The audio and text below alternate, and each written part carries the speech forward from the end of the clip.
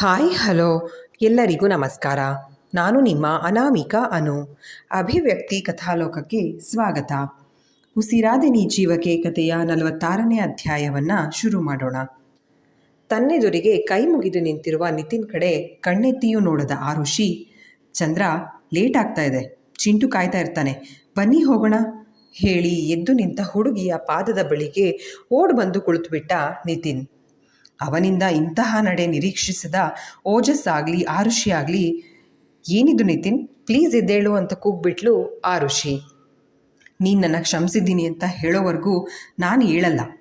ಹಠ ಹಿಡಿದವನಂತೆ ನಿತಿನ್ ಅವಳ ಕಾಲುಗಳನ್ನು ತಬ್ಬಿ ಕುಳಿತಿರುವ ರೀತಿ ಆರುಷಿಗೆ ನಿಜಕ್ಕೂ ಮುಜುಗರ ಉಂಟು ಮಾಡ್ತು.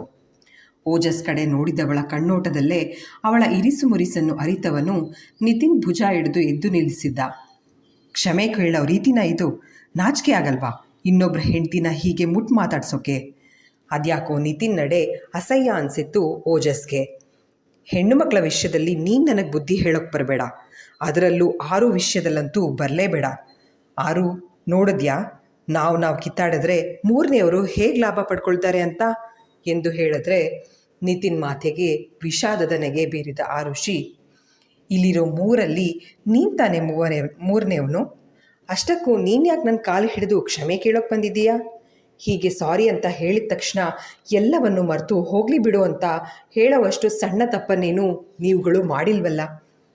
ನಿಜ ಹೇಳು ನಿತಿನ್, ಇವತ್ತು ನಿನ್ನ ಅಪ್ಪ ಅಮ್ಮನ ಕಷ್ಟ ಕಣ್ಣೀರು ನೋಡಿದ ತಕ್ಷಣ ನೀನು ನನ್ನ ಬಳಿಗೆ ಓಡ್ ಬಂದು ಕೇಸ್ ವಾಪಸ್ ತಗೋ ಅಂತ ಕೇಳ್ಕೊತಾ ಇದ್ದೀಯಲ್ಲ.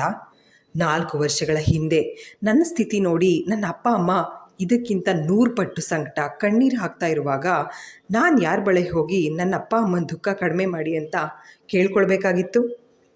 ನಿನ್ನಪ್ಪ ಅಂತೂ ನನಗೂ ವಿಜಯ್ ಬಗ್ಗೆ ಗೊತ್ತಿರಲಿಲ್ಲ, ಏನೋ ಒಳ್ಳೆ ಹುಡುಗ ಅಂತ ಮೇಲ್ನೋಟಕ್ಕೆ ಕಂಡು ಬಂದ ಕಾರಣ ಅವನ ಸಂಬಂಧನ ನೀನು ಮನೆಗೆ ಬಾಗ್ಲಿಗೆ ತಂದೆ. ಅವಸರ ಮಾಡಿ ಮದುವೆಗೆ ಒಪ್ಪಿಗೆ ಕೊಟ್ಟಿದ್ದು ನಿನ್ನ ತಪ್ಪು ಅಂತ ಅದೆಷ್ಟು ಸಲೀಸಾಗಿ ಎಲ್ಲ ತಪ್ಪನ್ನು ಅಮ್ಮನ ಮೇಲೆ ಹಾಕಿಬಿಟ್ರು. ಇನ್ನು ನಿನ್ನ ಅಮ್ಮನ ಕುಹಕ ಮಾತುಗಳಂತೂ ಯಾವ ಶತ್ರುಗಳಿಗೂ ಕೇಳೋದು ಬೇಡ ಕಷ್ಟ. ಇನ್ನು ನೀನು ಈಗ ಚಂದ್ರ ಅವ್ರಿಗೇನು ಹೇಳಿದ್ದು? ಹೆಣ್ಣು ಮಕ್ಕಳ ವಿಷಯದಲ್ಲಿ ಮಾತಾಡಬೇಡ ಅಂತನಾ? ಅವರೆಲ್ಲ ನಿತಿನ್, ನಿನಗೆ ಮಾತಾಡೋಕ್ಕೆ ಹಕ್ಕಿಲ್ಲ.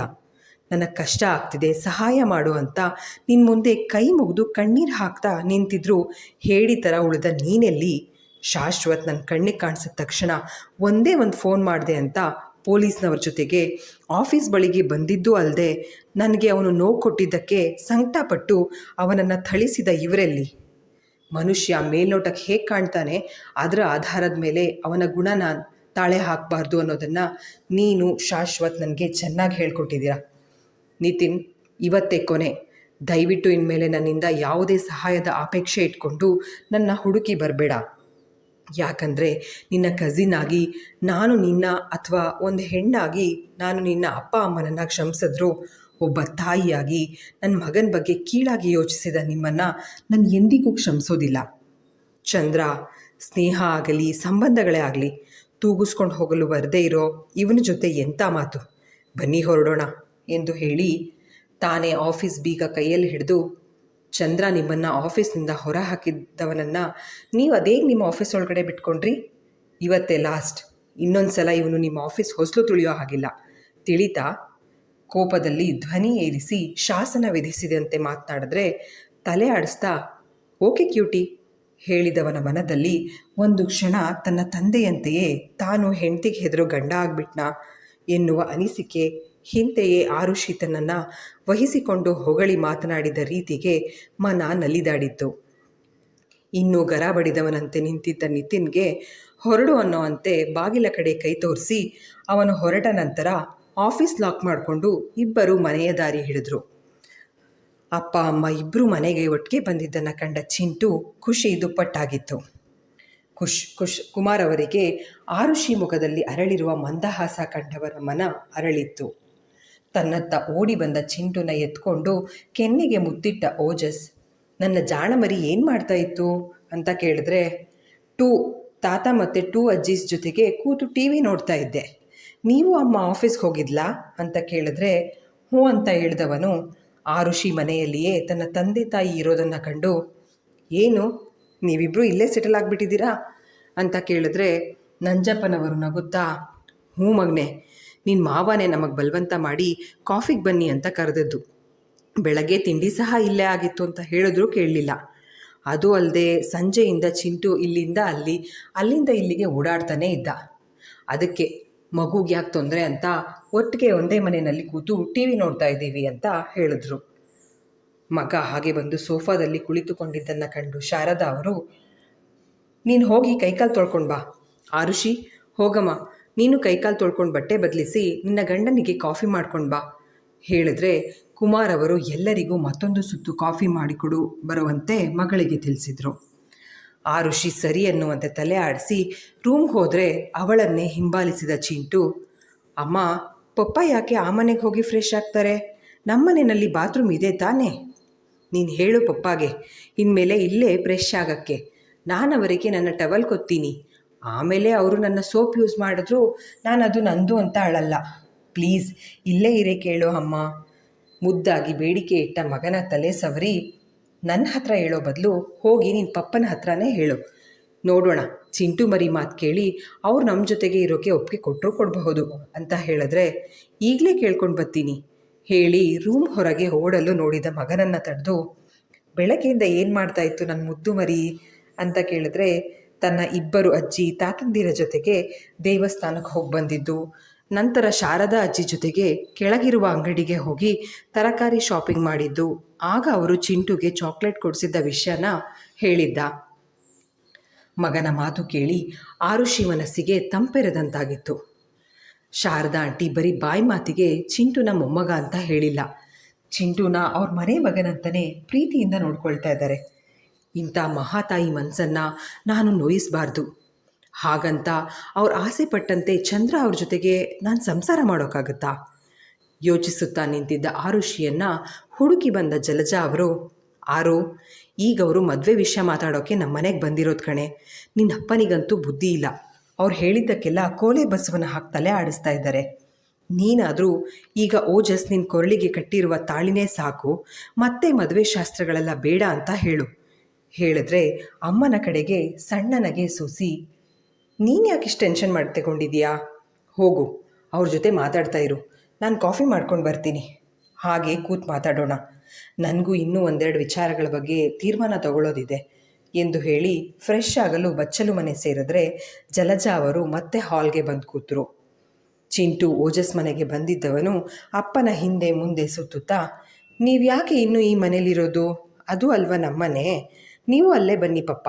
ನಿಮ್ಮ ಬಟ್ಟೆ ಎಲ್ಲ ನನ್ನ ಕಬೋರ್ಡ್ನಲ್ಲಿಡಿ, ತುಂಬ ಜಾಗ ಇದೆ. ನಿಮಗೆ ನಾನು ಟವಲ್ ಕೊತ್ತೀನಿ, ಅದ್ರ ಮೇಲೆ ಕಾರ್ ಇದೆ, ರೆಡ್ ಕಲರ್ ಕಾರ್. ಓಜಸ್ನ ತನ್ನ ಮನೆಗೆ ಬಂದು ಇರುವಂತೆ ಹೇಗಾದರೂ ಮಾಡಿ ಒಪ್ಪಿಸೋ ಕೆಲಸಕ್ಕೆ ಕೈ ಹಾಕಿದ್ದ ಚಿಂಟು. ಆದರೆ ಮಗನ ಮಾತಿಗೆ ನಗುತ್ತಾ ಓಜಸ್, ಅದು ನಿನ್ನ ಅಮ್ಮನ ಮನೆ ಕಣೋ ಚಿಂಟು. ಮದುವೆ ಆದಮೇಲೆ ಹೆಂಡತಿ ಗಂಡನ ಮನೆಗೆ ಬರೋದು ವಾಡಿಕೆ. ಅದಕ್ಕೆ ನಿನ್ನ ಅಮ್ಮ ಅವಳ ಗಂಟು ಮೂಟೆ ಕಟ್ಕೊಂಡು ಈ ಮನೆಗೆ ಬರಬೇಕು ಕಣೋ ಹೇಳಿದ್ರೆ ತನ್ನಪ್ಪನನ್ನೇ ಪಿಳಿ ಪಿಳಿ ನೋಡುತ್ತಾ, ಮತ್ತೆ ಅಜ್ಜಿ ತಾತ ಕೇಳ್ದ. ನಿನ್ನ ಅಜ್ಜಿ ತಾತ ಅದೇ ಮನೆಯಲ್ಲಿರ್ತಾರೆ, ನನ್ನ ಅಪ್ಪ ಅಮ್ಮ ಈ ಮನೇಲಿರ್ತಾರೆ, ಇಲ್ಲ ಊರಿಗೆ ಹೋಗ್ತಾರೆ ಹೇಳಿ ಬಟ್ಟೆ ಬದಲಿಸಿ ಚಿಂಟುನ ಎತ್ಕೊಂಡು ಆರುಷಿ ಮನೆಗೆ ಬರುವ ವೇಳೆಗೆ ಅವಳು ಎಲ್ಲರಿಗೂ ಕಾಫಿ ಸರ್ವ್ ಮಾಡ್ತಾಯಿದ್ಲು. Thanks for the coffee cutie. Ojas ಕಡೆಗೆ ಟ್ರೇ ಚಾಚಿದ್ರೆ ಒಂದು ಕಪ್ ಕಾಫಿ ಪಡೆದು ಎಲ್ಲರ ಎದುರಿಗೆ ಅವಳಿಗೆ ಧನ್ಯವಾದ ತಿಳಿಸಿದ ರೀತಿಯಿಂದ ಮುಜುಗರ ಆದರೂ, ಕಾಫಿ ಜೊತೆಗೆ ಬಿಸ್ಕೆಟ್ ಏನಾದರೂ ತಿಂತೀರಾ ಕೇಳಿದ್ರೆ ಬೇಡ ಅಂತ ಹೇಳಿ ತನ್ನ ಮಡಿಲಲ್ಲಿ ಚಿಂಟುನ ಕೂರಿಸ್ಕೊಂಡು ಕಾಫಿ ಹೀರುತ್ತಾ ಬೆಳಗ್ಗೆ ಸ್ಕೂಲ್ ಪ್ರಿನ್ಸಿಪಲ್ ಚಿಂಟುನ ಜೀನಿಯಸ್ ಅಂತ ಹೊಗಳಿದ ವಿಚಾರನ ಮನೆಯವರಿಗೆಲ್ಲ ತಿಳಿಸಿದ. ಈ ಮಾತು ಕೇಳಿ ಎಲ್ಲರೂ ಖುಷಿಪಟ್ಟು ಚಿಂಟುನ ಬಳಿ ಕರೆದು ಮುದ್ದಿಸಿದ್ರೆ ನಂಜಪ್ಪನವರು ಮಗು ಕೈಗೆ 100ರ ನೋಟ್ ಕೊಟ್ಟರು. ಇದೆಲ್ಲ ಯಾಕೆ ಅಂಕಲ್? ಆರುಷಿ ಕೇಳಿದ್ರೆ, ಹಿರಿಯರು ಆಶೀರ್ವಾದ ಮಾಡಿಕೊಡೋ ದುಡ್ಡನ್ನು ಬೇಡ ಅನ್ನಬಾರ್ದು. ನೀನು ನಿನ್ನ ಅಜ್ಜಿ ತಾತನ ಮನೆಗೆ ಹೋದಾಗ ಅವರು ಹೀಗೆ ನಿನ್ನ ಕೈಗೆ ಪುಡಿ ಕಾಸು ಕೊಟ್ಟು ಚಾಕ್ಲೇಟ್ ತಗೋ ಅಂತ ಹೇಳ್ತಾ ಇರಲಿಲ್ವಾ? ಇದು ಹಾಗೇನೆ ಹೇಳಿದ್ರೆ ಇವಳು ನಕ್ಕು ಸುಮ್ಮನಾದಳು. ಚಿಂಟು ಓಡ್ ಹೋಗಿ ತನ್ನಪ್ಪನ ಮಡಿಲಲ್ಲಿ ಕೂತು ಅವನ ಟೀ ಶರ್ಟ್ ಜೇಬಲ್ಲಿ ದುಡ್ಡು ಇಟ್ಟವನು, ಪಪ್ಪ ನನಗೆ ನಾಳೆ ಪಿಗ್ಗಿ ಬ್ಯಾಂಕ್ ತಂದು ಕೊಡಿ ಪ್ಲೀಸ್ ಕೇಳಿದ್ರೆ ಓಜಸ್ ಖುಷಿಯಲ್ಲಿ ಒಪ್ಕೊಂಡ. ನೋಡಮ್ಮ ಆರುಷಿ, ಬರೋ ಗುರುವಾರ ತುಂಬ ಒಳ್ಳೆಯ ದಿನ ಅಂತ ಅವತ್ತು ನಮ್ಮೂರಲ್ಲಿ ನಿನ್ನ ಓಜು ಮದುವೆ ಮಾಡೋ ಬಗ್ಗೆ ಯೋಚಿಸಿ ಅದಕ್ಕೆ ಬೇಕಾದ ಎಲ್ಲ ತಯಾರಿ ಮಾಡ್ಕೊಳ್ಳೋದಕ್ಕೆ ನನ್ನ ಮೈದನನಿಗೆ ಫೋನ್ ಮಾಡಿ ತಿಳಿಸಿದ್ದೀನಿ. ಮುಂದಿನ ವಾರ ಊರಿಗೆ ಹೋಗೋ ಮೊದಲು ಮದುವೆಗೆ ಬೇಕಾದ ಬಟ್ಟೆಗಳ ಶಾಪಿಂಗ್ನ ಇಲ್ಲೇ ಮಾಡಿದ್ರೆ ಒಳ್ಳೆಯದು ಅನ್ನೋದು ನಿನ್ನ ಮಾವನ ಅಭಿಪ್ರಾಯ. ಈಗ ನೀನು ಹೇಳು, ಏನು ಮಾಡೋಣ? ನಮ್ಮೂರಿಗೆ ಒಂದಿನ ಮೊದಲೇ ಹೋಗಿ ಅಲ್ಲಿ ಶಾಪಿಂಗ್ ಮಾಡೋದಾ, ಅಥವಾ ನಾಳೆ ಭಾನುವಾರ ಮನೆಯವರೆಲ್ಲ ಸೇರಿ ಇಲ್ಲೇ ಶಾಪಿಂಗ್ ಹೋಗೋಣವಾ? ಕೇಳಿದ್ರೆ, ನಾನು ಕೆಲಸ ಮಾಡೋದೇ ಇವೆಂಟ್ ಮ್ಯಾನೇಜ್ಮೆಂಟ್ ಕಂಪ್ನಿನಲ್ಲಿ. ಹಾಗಾಗಿ ನನಗಿಲ್ಲಿ ಬಟ್ಟೆ ಒಡವೆ ಅಂಗಡಿಯವರ ಪರಿಚಯ ಚೆನ್ನಾಗೇ ಇದೆ. ಇಲ್ಲೇನು ಶಾಪಿಂಗ್ ಹೋದರೆ ಒಳ್ಳೆಯದು. ಒಳ್ಳೆ ಕ್ವಾಲಿಟಿ ಬಟ್ಟೆ ಮಾತ್ರ ಅಲ್ಲ, ಮಾರ್ಕೆಟ್ಗಿಂತ ಕಡಿಮೆ ರೇಟಿಗೆ ಕೊಡ್ತಾರೆ. ನಿಮಗೆಲ್ಲ ಅಭ್ಯಂತರ ಇಲ್ಲ ಅಂದರೆ ನಾಳೆ ಅಲ್ಲಿಗೆ ಹೋಗಿ ಶಾಪಿಂಗ್ ಮಾಡೋಣ ಅಂತ ಕೇಳಿದ್ರೆ ಮನೆಯವರೆಲ್ಲ ಆರುಷಿ ಮಾತಿಗೆ ಒಪ್ಪಿಗೆ ಸೂಚಿಸಿದ್ರು. ನಾಳೆಗೆ ಏನೇನು ಖರೀದಿ ಮಾಡಬೇಕು ಅಂತ ಪಟ್ಟಿ ಹಾಕಿ ಕೊಳ್ಳೋದ್ರಲ್ಲಿ ನಿರತರಾದರು. ಆದರೆ ಜಲಜಾ ಅವರು ಮಾತ್ರ ಮಗಳು ಮದುವೆಗೆ ಬೇಡ ಅಂತ ಹೇಳೋದು ಬಿಟ್ಟು ಖುಷಿಯಾಗಿ ಮದುವೆ ಶಾಪಿಂಗಿಗೆ ಒಪ್ಪಿಗೆ ಕೊಟ್ಬಿಟ್ಲಲ್ಲ ಅಂತ ಆಘಾತಕ್ಕೆ ಒಳಗಾದವರಂತೆ ಅವಳನ್ನೇ ನೋಡುತ್ತಾ ಕುಳಿತು ಬಿಟ್ರು. ನಂಜಪ್ಪನವರು ಶಾಪಿಂಗಿಗೆ ನಾಳೆ ಬೆಳಗ್ಗೆ 10ಕ್ಕೆಲ್ಲ ಹೊರಡೋಣ ಅಂತ ಮನೆಯವರಿಗೆಲ್ಲ ತಿಳಿಸಿ ತಮ್ಮ ಮನೆಗೆ ಹಿಂತಿರುಗಿದ್ರು. ರಾತ್ರಿಯ ಊಟದ ನಂತರ ಮಲಗಲು ರೂಮ್ ಸೇರಿದ್ರೆ ಮಗನ ಬಳಿ ಮದುವೆ ಮಾತುಕತೆ ಆಡಬೇಕು ಅಂತ ಶಾರದಾ ಅವರ ಓಜಸ್ ರೂಮಿನ ಕಡೆಗೆ ಬರುವುದರೊಳಗೆ ಅವನು ನೈಟ್ ಸೂಟ್ ತೊಟ್ಟು ಮೊಬೈಲ್ ಹಾಗೆ ಚಾರ್ಜರ್ ಕೈಯಲ್ಲಿ ಹಿಡಿದು ರೂಮ್ ಹೊರಗಡೆ ಬರ್ತಿದ್ದವನು ಅದನ್ನು ಕಂಡು, ಈಗೆಲ್ಲಿಗೆ ಹೋಗ್ತಾ ಇದೆಯಾ? ಶಾರದಾ ಅವರು ಕೇಳಿದ್ರೆ, ಚಿಂಟುಗೆ ತಾಚಿ ಮಾಡಿಸೋಕೆ. ನಿನ್ನೆ ಸಹ ನಿನಗೆ ಹೇಳಿ ಹೋಗಿದ್ನಲ್ಲ, ನಾನು ಅವನನ್ನು ಎತ್ಕೊಂಡು ಭುಜದ ಮೇಲೆ ಹಾಕ್ಕೊಂಡು ಬೆನ್ನು ತಟ್ಟಿದ್ದಕ್ಕೆ 10 ನಿಮಿಷಕ್ಕೆ ನಿದ್ದೆ ಮಾಡಿಬಿಟ್ಟ. ಆರು ಹೇಳ್ತಾ ಇದ್ಲು, ಚಿಂಟುನ ಮಲಗಿಸೋದಕ್ಕೆ ನಾನು ಅರ್ಧ ಗಂಟೆ ಆದರೂ ಟೈಮ್ ತೊಗೋತೀನಿ, ನೀವೇನು ಚಂದ್ರ ಮ್ಯಾಜಿಕ್ ಮಾಡಿಬಿಟ್ರಿ ಅಂತ ಹೊಗಳಿದ್ಲು. ಅದು ಅಲ್ಲದೆ, ನಾನು ಇವತ್ತು ರಾತ್ರಿ ಸಹ ಬಂದು ನಿನಗೆ ತಾಚಿ ಮಾಡಿಸ್ತೀನಿ ಅಂತ ಚಿಂಟುಗೆ ಪ್ರಾಮಿಸ್ ಮಾಡಿದ್ದೀನಮ್ಮ. ಅವನು ನನಗೋಸ್ಕರ ಕಾಯ್ತಾ ಇರ್ತಾನೆ. ನಾನು ಹೋಗಿ ಮಗುನ ಮಲಗಿಸಿ ಬೇಗ ವಾಪಸ್ ಬರ್ತೀನಿ, ಆಮೇಲೆ ಇಬ್ಬರು ಕೂತು ಮಾತಾಡೋಣ ಅಂತ ಹೇಳಿ ಕಣ್ ತೇಲಿಸಿ, ಮಗುನ ಮಲಗಿಸಿ ವಾಪಸ್ ಬರ್ತೀಯಾ? ಇದನ್ನು ನಾನು ನಂಬೇಕಾ? ನಿನ್ನೆ ಸಹ ನೀನು ಹೀಗೆ ಹೇಳಿ ಹೋಗಿದ್ದು. ಆದರೆ ಸಾಹೇಬರು ಬೆಳಗ್ಗೆ ಹೆಂಡತಿ ಕೊಟ್ಟ ಬೆಡ್ ಕಾಫಿ ಕುಡಿದು ವಾಪಸ್ ಮನೆಗೆ ಬಂದಿದ್ದು ಅನ್ನೋದು ಚೆನ್ನಾಗಿ ನೆನಪಿದೆಯಾ?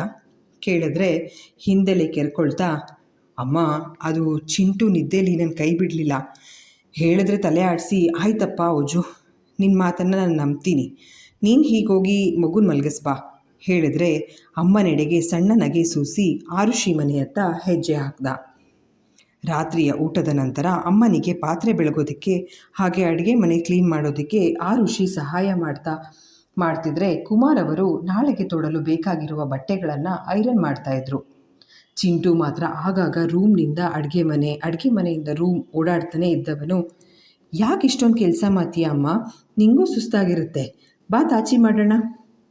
ಅಮ್ಮನ ಕೈ ಹಿಡಿದು ಎಳೆಯುತ್ತಾ ರೂಮಿಗೆ ಕರ್ಕೊಂಡು ಹೋಗೋಕೆ ನೋಡಿದ್ರೆ, ನಿನಗೆ ನಿದ್ದೆ ಬರ್ತಾ ಇದ್ರೆ ಹೋಗಿ ತಾತನ ರೂಮ್ನಲ್ಲೇ ಮಲಗಿರು ಕಂದ, ಪಾಪ ಅಲ್ಬಾ ಅಜ್ಜಿ, ಒಬ್ರಿಗೆಲ್ಲ ಕೆಲಸ ಮಾಡೋಕೆ ಕಷ್ಟ ಆಗುತ್ತೆ ಅಂತ ಹೇಳಿದ್ರೆ ತಲೆ ಆಡಿಸ್ತಾ ಇಲ್ಲ ಅಂದವನು, ತಾತನ ರೂಮ್ ಬೇಡ, ಪಪ್ಪನ ರೂಮಲ್ಲಿ ತಾಚಿ ಮಾಡೋಣ, ಬಾ ಅಮ್ಮ ಆ ಮನೆಗೆ ಹೋಗೋಣ ಎಂದು ಹಠ ಹಿಡಿದು ಕುಳಿತು ಬಿಟ್ಟಿದ್ದ. ಆರುಷಿ ಏನೇ ಹೇಳಿದ್ರೂ ಚಿಂಟು ಕೇಳೋ ಮೂಡ್ನಲ್ಲಿರಲಿಲ್ಲ. ಅಷ್ಟರಲ್ಲಿ ಡೋರ್ ಬೆಲ್ ಸದ್ದಾಗಿದ್ದಕ್ಕೆ ಓಡಿ ಹೋಗಿ ಬಾಗಿಲ ಬಳಿ ನಿಂತ ಚಿಂಟು, ಅಮ್ಮ ಬೇಗ ಬಾ, ಬಾಗಿಲು ಓಪನ್ ಮಾಡು ಜಂಪ್ ಮಾಡ್ತಾ ತಾನೇ ಡೋರ್ ಲಾಕ್ ಓಪನ್ ಮಾಡೋದಕ್ಕೆ ನೋಡ್ದ. ತನ್ನ ಪ್ರಯತ್ನದಲ್ಲಿ ವಿಫಲನಾಗಿ ಅಮ್ಮನಿಗೆ ಬೇಗ ಬರೋ ಅಂತೆ ಕೂಗಿದ್ರೆ ಕೈ ಉರಿಸ್ಕೊಳ್ತಾ ಬಂದು ಬಾಗಿಲು ತೆರೆದವಳು ಓಜಸ್ನ ಕಂಡು ಸಣ್ಣ ನಗುವಿನೊಂದಿಗೆ ಅವನನ್ನು ಮನೆಯೊಳಗೆ ಬರಮಾಡಿಕೊಂಡ್ಳು. ಊಟ ಆಯ್ತಾ ಚಂದ್ರ ಕೇಳಿದ್ರೆ ಹ್ಞೂ ಅಂದವನು ಚಿಂಟುನ ಕರ್ಕೊಂಡು ರೂಮ್ಗೆ ಹೋಗ್ತಾ, ಆರು ಯಾಕೋ ಗಂಟ್ಲು ಸ್ವಲ್ಪ ನೋವಿದೆ, ಬಿಸಿ ನೀರು ಮಾಡಿಕೊಡು ಹೇಳಿ ಮಗುನ ಎತ್ಕೊಂಡು, ಚಿಂಟು ನಾವಿಬ್ಬರು ಅಮ್ಮ ಬರೋವರೆಗೂ ರೂಮ್ನಲ್ಲಿ ಆಟಾಡ್ತಾ ಇರೋಣ ಎಂದು ಹೇಳಿ ರೂಮ್ಗೆ ಹೋದ. ಆರುಷಿ ಒಲೆ ಮೇಲೆ ನೀರನ್ನು ಕುದಿಯಲು ಇಟ್ಟು ಅದಕ್ಕೆ ಕಷಾಯ ಪುಡಿ ಸೇರಿಸಿದ್ರೆ, ಆರು ಇದೇನೇ ಮಾಡ್ತಾ ಇದೀಯಾ? ಓಜಸ್ ಬರೀ ಬಿಸಿನೀರು ಕೇಳಿದ್ದು ತಾನೇ ಹೇಳಿದ್ರೆ, ಹ್ಞೂ ಅಮ್ಮ, ಆದರೆ ಗಂಟ್ಲು ನೋವು ಅಂತ ಹೇಳಿದ್ರಲ್ಲ, ಅದಕ್ಕೆ ಬರೀ ನೀರು ಬದಲು ಈ ಕಷಾಯ ಪುಡಿ ಸೇರಿಸ್ಕೊಟ್ರೆ ಒಳ್ಳೆಯದು ಅನ್ನಿಸ್ತು ಹೇಳಿ ಸ್ವಲ್ಪ ಹಾಲು ಜೇನುತುಪ್ಪ ಸಹ ಸೇರಿಸಿ ಕಷಾಯನ ಶೋಧಿಸಿ ಲೋಟಕ್ಕೆ ಹಾಕ್ಕೊಂಡು, ಅಮ್ಮ ಚಂದ್ರ ಅವ್ರಿಗೆ ಕೊಟ್ಟು ಬರ್ತೀನಿ ಹೇಳಿ ಹೊರಟವಳನ್ನು ತಡೆದು, ಆರು ನಿಜ ಹೇಳು, ಓಜಸ್ ಜೊತೆಗಿನ ಈ ಬಲವಂತದ ಮದುವೆಯಲ್ಲಿ ನೀನು ಖುಷಿಯಾಗಿದ್ದೀಯಾ? ಅವನು ದಿನವೆಲ್ಲ ತನ್ನ ಮನೆಯಲ್ಲಿದ್ದು ಮಲಗೋದಕ್ಕೆ ಮಾತ್ರ ಈ ಮನೆಗೆ ಬರ್ತಾ ಇರೋದು ನಿನಗೆ ಸರಿ ಅಂತ ಅನ್ನಿಸ್ತಾ ಇದೆಯಾ? ಇದೆಲ್ಲ ಒಂದು ಕಡೆ ಆದರೆ ಚಿಂಟು ಸಮಸ್ಯೆ ಬಗೆಹರಿದ ನಂತರನೂ ನಿನ್ನ ಓಜಸ್ ಮದುವೆನ ಮುಕ್ತವಾಗಿ ಮಾಡೋ ಅಗತ್ಯ ಆದರೂ ಏನಿದೆ? ನನ್ನ ಅಣ್ಣ ಅತ್ತಿಗೆ ಮೇಲೆ ಕೇಸ್ ಆಗಿದ್ದು ಅಲ್ಲದೆ ನ್ಯೂಸ್ ಚಾನೆಲ್ಗಳ ಮೇಲೆ ಓಜಸ್ ಸ್ಟೇ ತಂದಿರೋ ಕಾರಣ ಮತ್ತೆ ನಿನ್ನ ಚಿಂಟು ತಂಟೆಗೆ ಯಾರೂ ಬರಲ್ಲ ಅಲ್ವಾ? ಮತ್ತು ಯಾಕೆ ಈ ಶಾಪಿಂಗ್ ಮಾಡೋದು? ಅವ್ರ ಊರಿಗೆ ಹೋಗಿ ಮದುವೆ ತಯಾರಿಗಳನ್ನೆಲ್ಲ ಮಾಡ್ಕೊಳ್ಳೋ ಜಂಜಾಟ ಯಾಕೆ ಬೇಕು? ಕೇಳಿದ್ರೆ ಅಮ್ಮನ ಪ್ರಶ್ನೆಗೆ ಉತ್ತರ ಕೊಡಲಾಗದೆ ಮಾತುಗಳಿಗೆ ತಡಕಾಡೋ ಅಂತ ಆಗಿತ್ತು ಆರುಷಿಗೆ. ಹೌದಲ್ವಾ? ಚಿಂಟು ತಂದೆ ಯಾರು ಅನ್ನೋ ಕುತೂಹಲಕ್ಕೆ ತೆರೆ ಬಿದ್ದಿದೆ. ಅಲ್ಲಿಗೆ ನನ್ನ ಸಮಸ್ಯೆ ಬಗೆಹರಿತು. ಶಾರದಾ ಆಂಟಿ ಆಸೆಯಂತೆ ಮತ್ತೆ ಮದುವೆ ಶಾಸ್ತ್ರಗಳ ತಲೆನೋವು ಯಾಕೆ ಬೇಕು? ಕ್ಷಣ ಇವಳ ಮನದಲ್ಲೂ ಅದೇ ಶಂಕೆ ಮೂಡಿತ್ತು. ಅದನ್ನೇ ಯೋಚಿಸುತ್ತಾ ತನ್ನ ರೂಮ್ ಒಳಗೆ ಬಂದವಳು ಉಸಿರು ಬಿಗಿ ಹಿಡಿದು ನಿಂತುಬಿಟ್ಲು. ಅಪ್ಪ ಮಗ ಇಬ್ಬರು ದಿಂಬುಗಳನ್ನು ಹಿಡಿದು ಫೈಟಿಂಗ್ ಮಾಡ್ತಾ ರೂಮ್ನಲ್ಲಿರೋ ವಸ್ತುಗಳನ್ನೆಲ್ಲ ಚಲ್ಲಾಪಿಲ್ಲಿ ಮಾಡಿಬಿಟ್ಟಿದ್ರು. ಮಂಚದ ಮೇಲಿನ ಹೊದಿಕೆಗಳು ನೆಲದ ಪಾಲಾಗಿದ್ದರೆ ಬೆಡ್ಶೀಟ್ ಎಲ್ಲ ಸುಕ್ಕಾಗ್ಬಿಟ್ಟಿದೆ. ಸ್ಟಡಿ ಟೇಬಲ್ ಮೇಲಿದ್ದ ರೀಡಿಂಗ್ ಲ್ಯಾಂಪ್ ಮಕಾಡೆ ಮಲಗಿದ್ರೆ ಬುಕ್ಸ್ಗಳೆಲ್ಲ ಟೇಬಲ್ ಅಲ್ಲದೆ ನೆಲದ ಮೇಲೆಲ್ಲ ಹರಡಿಕೊಂಡು ಬಿದ್ದಿವೆ. ಕಾರ್ನರ್ ಟೇಬಲ್ ಮೇಲೆ ಆರುಷಿಗೆ ಆಫೀಸ್ನಲ್ಲಿ ಹಿಂದಿನ ವರ್ಷ ಬೆಸ್ಟ್ ಎಂಪ್ಲಾಯಿ ಅಂತ ಕೊಟ್ಟಿದ್ದ ಅವಾರ್ಡ್ನ ಮೊಮೆಂಟೋ ಸಹ ಇವರಿಬ್ಬರ ತುಂಟಾಟ ಸಹಿಸದೆ ನೆಲದ ಮೇಲೆ ಮಲಗಿಬಿಟ್ಟಿದ್ರೆ ಚಿಂಟು ಆಟದ ಸಾಮಾನುಗಳೆಲ್ಲ ರೂಮ್ ತುಂಬ ಅಸ್ತವ್ಯಸ್ತವಾಗಿ ಬಿದ್ದಿದೆ. ತನ್ನದೇ ಯೋಚನೆಯಲ್ಲಿ ಮುಳುಗಿದ್ದ ಆರುಷಿ ಕಷಾಯ ಹಿಡಿದು ಬಂದವಳು ತನ್ನ ರೂಮಿನ ಅವಸ್ಥೆ ಕಂಡು ತಲೆ ಸುತ್ತಿ ಬೀಳೋ ಅಂತ ಆಗಿತ್ತು. ಚಂದ್ರ, ಏನ್ರಿ ಇದೆಲ್ಲ? ಕೋಪದಲ್ಲಿ ಕೇಳಿದ್ರೆ ಚಿಂಟು ತನ್ನ ಕೈಲಿದ್ದ ದಿಂಬನ್ನು ಓಜಸ್ ಕಡೆಗೆ ಬಿಸಾಡಿ ಓಡಿ ಬಂದು ಅಮ್ಮನ ಕಾಲುಗಳನ್ನು ಬಳಸಿ ನಿಂತು, ಅಮ್ಮ, ನಾನು ಪಪ್ಪ ಆಟ ಆಡ್ತಾ ಇದ್ವಿ. ನಾನು ಥೋರ್, ಪಪ್ಪ ತಾನೋಸ್. ನಾನು ಅಪ್ಪನಿಗೆ ಡಿಶುಮ್ ಆತಾ ಇದ್ದೆ. ಯಾಕೆ ಹೇಳು? ತಾನೋಸ್ ಬ್ಯಾಡ್ ಅದಕ್ಕೆ ಹೇಳಿದ್ರೆ ಆರುಷಿಗೆ ಏನು ಹೇಳಬೇಕು ತೋಚದೆ ಹೋಯಿತು. ಚಿಂಟು ಅಪಾರ್ಟ್ಮೆಂಟ್ನಲ್ಲಿರುವ ಕಿಡ್ಸ್ ಪಾರ್ಕ್ನಲ್ಲಿ ಆಟವಾಡುವಾಗ ತನಗಿಂತ ವಯಸ್ಸಿನಲ್ಲಿ ಸ್ವಲ್ಪ ದೊಡ್ಡ ಮಕ್ಕಳ ಜೊತೆಗಿನ ಒಡನಾಟದಲ್ಲಿ ಆವೆಂಜರ್ಸ್ ಇಂಗ್ಲಿಷ್ ಕಾಮಿಕ್ಸ್ನಲ್ಲಿ ಬರುವ ಕೆಲವು ಪಾತ್ರಗಳ ಬಗ್ಗೆ ತಿಳಿದಿದ್ದ. ಅದನ್ನು ಆಗಾಗ ಆರುಷಿ ಬಳಿ ಹೇಳಿ, ಅಮ್ಮ, ನಾನು ನೀನು ಡಿಶುಮ್ ಆಟ ಆಡೋಣ ಪ್ಲೀಸ್ ಅಂತ ಕೇಳಿದಾಗಲೆಲ್ಲ ನನ್ನ ಕೆಲಸ ಇದೆ, ಸುಸ್ತಾಗ್ತಾ ಇದೆ ಅಂತ ಕುಂಟು ನೆಪಗಳನ್ನು ಹೇಳ್ತಾ ತಪ್ಪಿಸ್ಕೊಳ್ತಾ ಇದ್ದವಳು ಇಂದು ಓಜಸ್ ಮಗನ ಆಸೆಯನ್ನು ಅರಿತು ಅದನ್ನು ಯಾವುದೇ ಬೇಸರ ತೋರದೆ ಪೂರೈಸಿರುವ ರೀತಿಗೆ ಖುಷಿಪಟ್ಟರೂ ತನ್ನ ರೂಮಿನ ಅವಸ್ಥೆ ಕಂಡವಳ ಕೋಪ ಕೆರಳಿತ್ತು. ಇಲ್ಲಿಗೆ ಈ ಸಂಚಿಕೆ ಮುಕ್ತಾಯವಾಯಿತು. ಸಂಚಿಕೆ ನಿಮ್ಮೆಲ್ಲರಿಗೂ ಇಷ್ಟವಾಗಿದೆ ಅಂತ ಭಾವಿಸ್ತೇನೆ. ದಯವಿಟ್ಟು ನಿಮ್ಮ ಅನಿಸಿಕೆ ಅಭಿಪ್ರಾಯಗಳನ್ನು ಕಮೆಂಟ್ ಸೆಕ್ಷನಲ್ಲಿ ಹಂಚ್ಕೊಳ್ಳೋದನ್ನು ಮರಿಬೇಡಿ. ಧನ್ಯವಾದಗಳು.